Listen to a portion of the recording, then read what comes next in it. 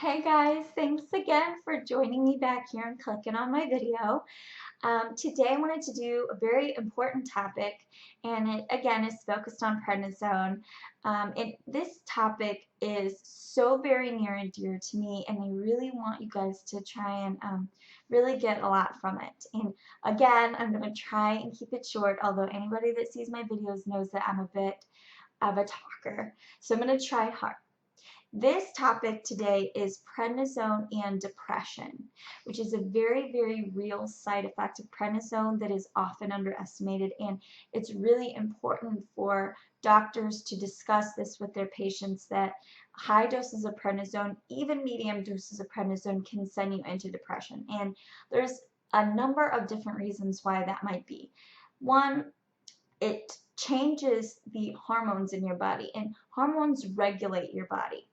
They keep it in a state called homeostasis, which is a state of balance in your body. And hormones literally do that. And when you add prednisone, which is essentially messing up your hormones, then you have the opportunity for mood swings and depression and insomnia, all those types of things.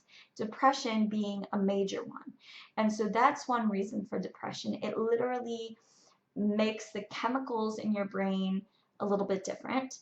And then the other reason is you're dealing with a lot of side effects from prednisone that might make you feel not normal, not like yourself. And then, of course, there is, and some people say that this is not as important. I would say, are you crazy? Unless you've been on prednisone, you can't say that. The other issue is the physical side effects of prednisone and how drastic it can be, especially for women and especially for young women who are either in their teens or young adults. And that's not to say that people that are middle-aged and elderly don't suffer with these problems as well, because they certainly do. I feel like it's a little more prevalent for girls specifically to go into a depression because of the physical side effects of prednisone, because it can change so drastically and so quickly. So those are some reasons I'm going to talk to you about today, and I'm going to share with you a story of one time that I was really depressed on prednisone, and I'm going to try and do it pretty quick. So when I was in 10th grade, sophomore in high school, I was put on I'll just start with that year. I kind of call it my best worst year of my whole high school career. Well, really my whole schooling career, because I had a very, very good time in the fall semester. The first semester of the year, it was so good. I mean, even though I was still sick, I was still able to be at least semi-social and semi-normal, and I was able to hang out with my friends and go to school more and get good grades, and I even, had a boyfriend who I really liked and was just able to really enjoy life like I had hoped to do at some point in high school. Um, but long near around December, I started to flare, and the flare was getting pretty severe, and I kept getting doses of something called Solumedrol, which is just the IV version of prednisone. And it I was getting it once a week, and it wasn't really controlling everything, and that in and of itself was not enough to give me a bunch of side effects. But eventually got to the point where I was getting so sick around February that I needed to get a gram of Solumedrol, which is an extremely high dose, every day for about 2 weeks. And then it went to every other day, and then every third day, and so on and so forth. And during this time, it was about a 3-4 month period that I was undergoing all of the Solumedrol. My whole life flipped and turned inside out. It became a period of me just feeling awful about myself and really isolating myself, and I was an insomniac, and I had so much prednisone flowing through my veins, and it was such a high dose, and these doses were very, very potent. Not to say that 60 milligrams of prednisone that's orally ingested isn't a very high dose of prednisone, because it really is. But anytime you get something through an IV, and at such a large dose, it was just very, very difficult. And I feel like, and I've been on lots of large amounts of prednisone throughout my life. I feel like, but this was the first time that I had ever had prednisone through an IV, and that was the main way I was getting prednisone. This time it was much more, I was significantly more affected by the results and by the side effects, by bad side effects.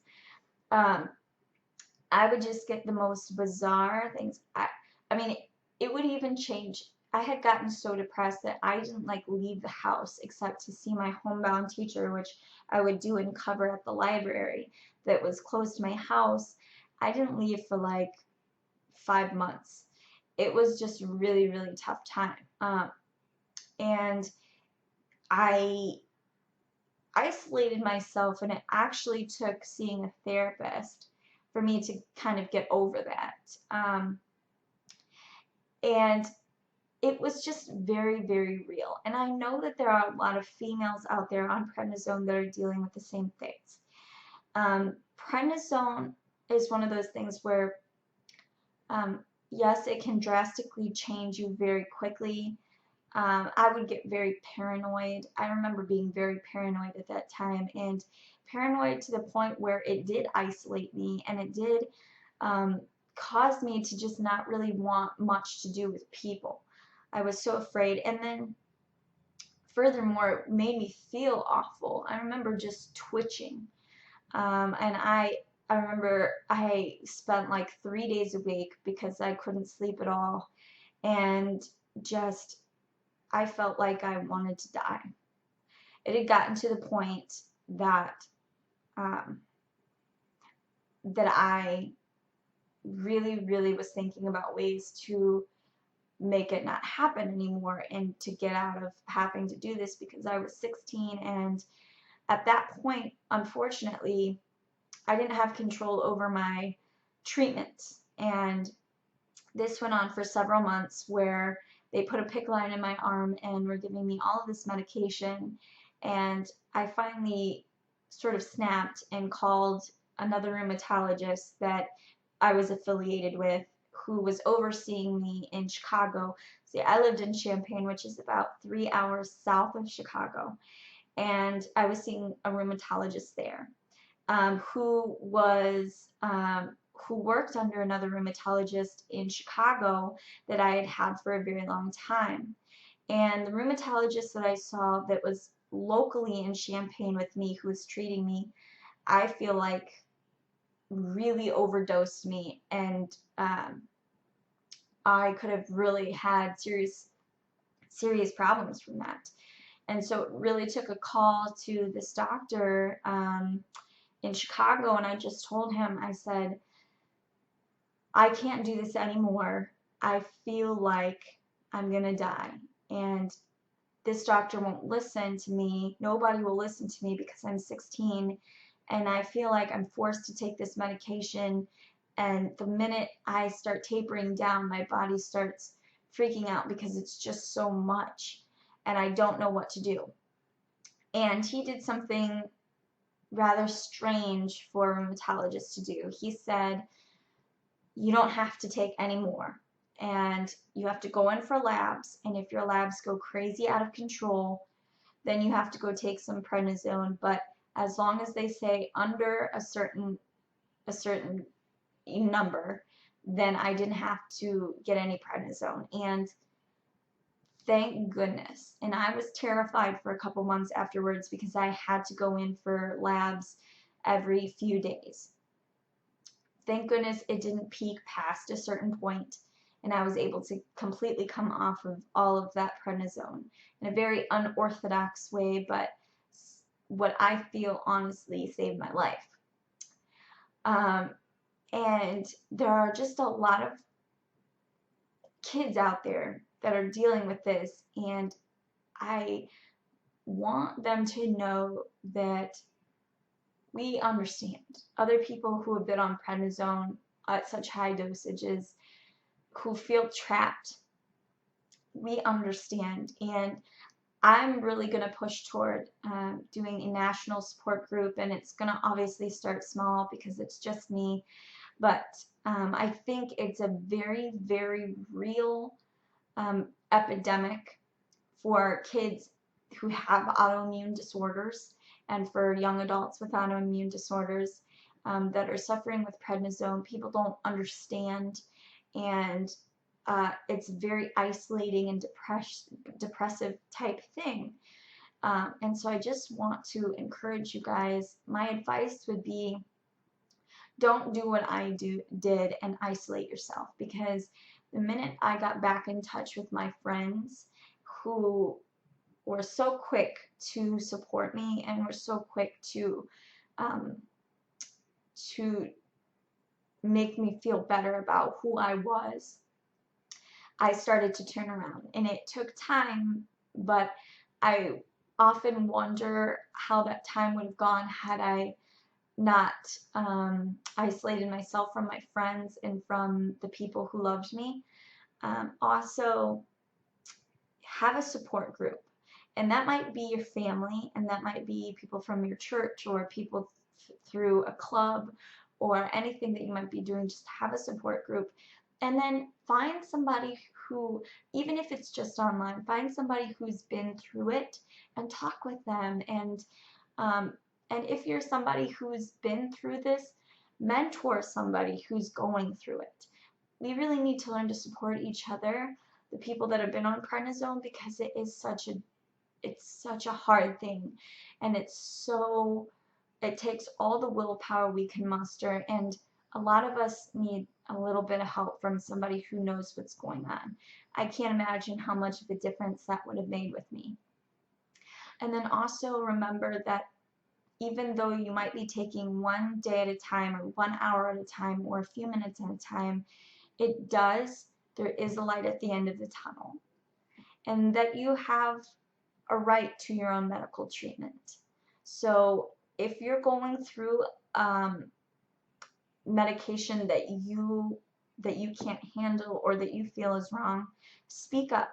Even if you're a kid, find somebody who will listen to you, because even though it might not change anything and you might still be on that medication, at least you'll feel like you spoke up and really helped yourself and supported yourself and did something for yourself.